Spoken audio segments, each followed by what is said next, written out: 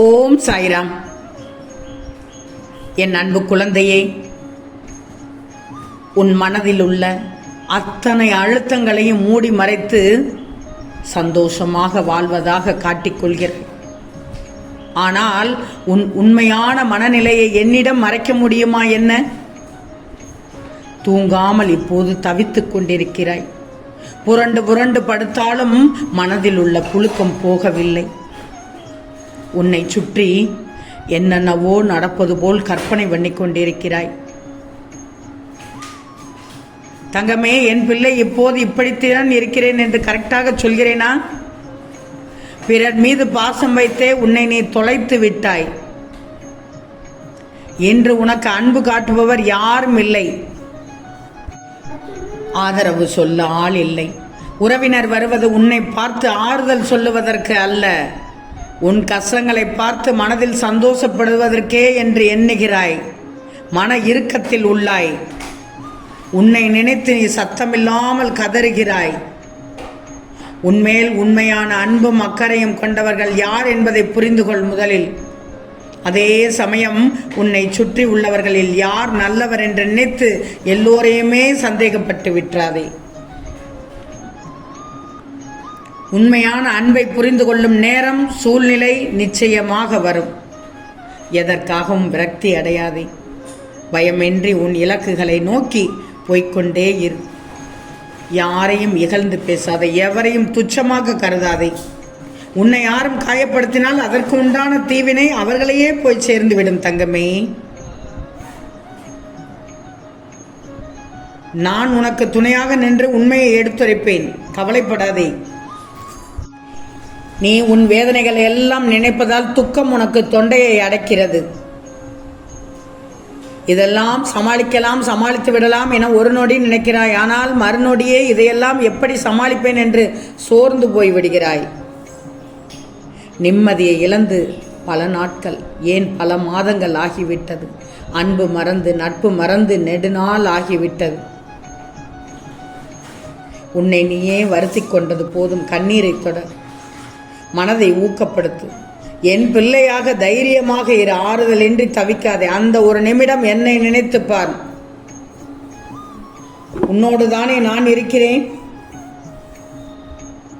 என் ஆலயத்திற்கு வா. மனம் குழம்பி நீ தவிக்கும் போதெல்லாம் நீ என் ஆலயத்துக்கு வா. உன் அனைத்து சந்தேகங்களுக்கும் நான் பதில் தருகிறேன். தங்கமே, நான் எப்போது என் கரம் கொண்டு உன்னை இழுத்து வந்தேனோ மறுகணமே உனக்கு பிடித்த விஷயங்கள், நீ விரும்பிய வாழ்க்கை, நீ விரும்பினாலும் விரும்பாவிட்டாலும் உனக்கு வழங்குவேன் தங்கமே. இது உன் சாயப்பாவின் கடமை. இவைகளை எல்லாம் பெறுவதற்கு காலதாமதம் ஆகலாம்.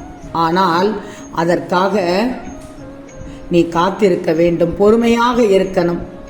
அவசரப்படக்கூடாது. நீ உன் சாயப்பாவை காண்பது எளிதல்ல. பலர் எனது வாசலில் தவம் செய்கிறார்கள். அப்படிப்பட்ட சூழ்நிலையில் நீ எதற்காக அவசரப்படுகிறாய்? ஏன் இந்த பதட்டம்? பாதுகாப்பு வளையமாக உன்னையே சுற்றி இருக்கிறேன். சுற்றி சுற்றியே தான் உன்னிடம் வந்து கொண்டிருக்கிறேன். உன்னை இதுவரை என் பொக்கிஷமாக வைத்திருக்கிறேன். நீ விரும்பிய வாழ்க்கையை உனக்கு நிச்சயமாக தருவேன். அதை நீ உதிர்த்து விடாமல் பக்குவமாக வைத்துக் கொள்ளணும் அல்லவா? புரிந்து கொண்டு வாழ கற்றுக்கொள். நீ எப்போது என்னை முழுவதுமாக புரிந்து கொள்கிறாயோ அப்போதே எனது தரிசனமும் பரிபூர்ண ஆசீர்வாதமும் உனக்கு கிடைக்கும்.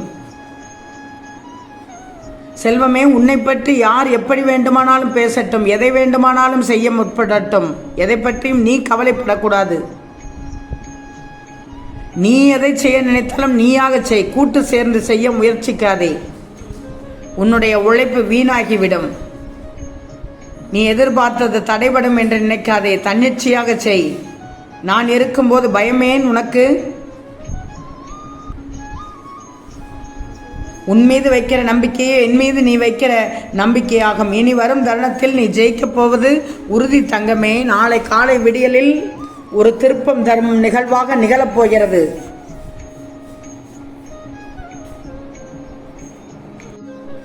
தங்கமே, உனக்கு தினமும் ஏதாவது ஒரு ரூபத்தில் உன் நிம்மதியை கலைக்க சில நிகழ்வுகள் நடந்து கொண்டிருக்கிறதா?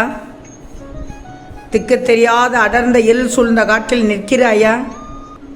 அது கூட பரவாயில்லை. என் நிலைமை கடலிலேயே திக்கு தெரியாமல் நிற்கிறேன் என்று கூறுகிறாயா?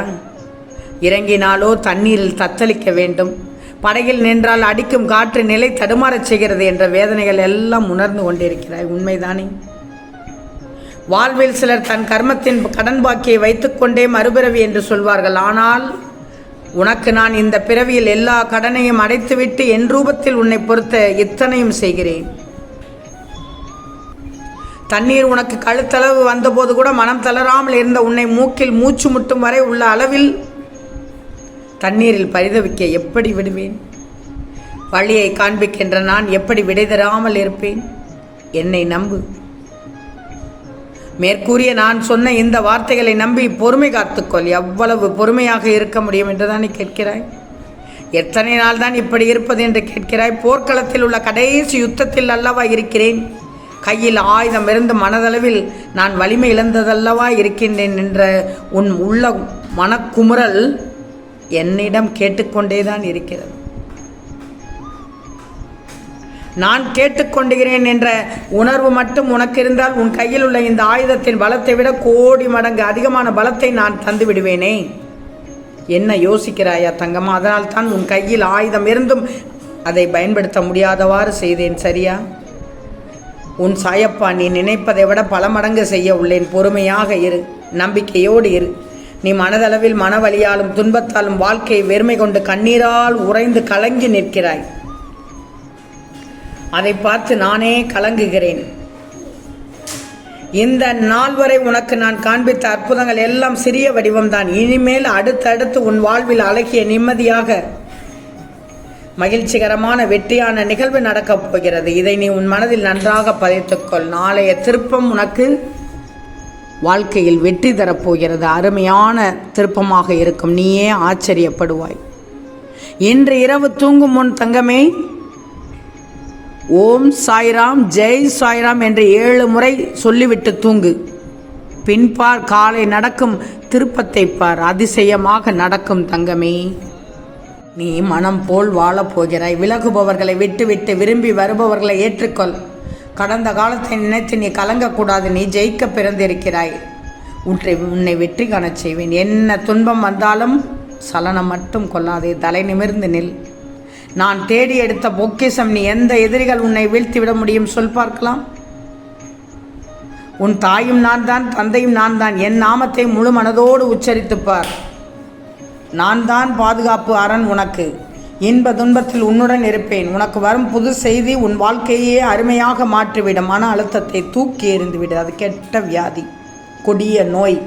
உன் மனம் தெளிவை நான் சொல்வதை மட்டும் கேள். உன் மனம் தெளிவடைய நான் கூறுவதை மட்டும் கேள். நான் உனக்கு அமைத்து கொடுக்கும் வாழ்க்கை இது. உனக்கே உனக்கான வாழ்வு, மகிழ்ச்சியான வெற்றியான வாழ்வு நிகழ்வு நடக்கப் போகிறது. நாளைய விடியல் உனக்கு திடீர் திருப்பமாக இருக்கப் போகிறது. ஆம் தங்கமே, நிச்சயம் நடக்கும். நல்லது நடக்கும். நல்லது மட்டுமே நடக்கும். அது நன்மையாகவே இருக்கும். ஓம் சாய்ராம்.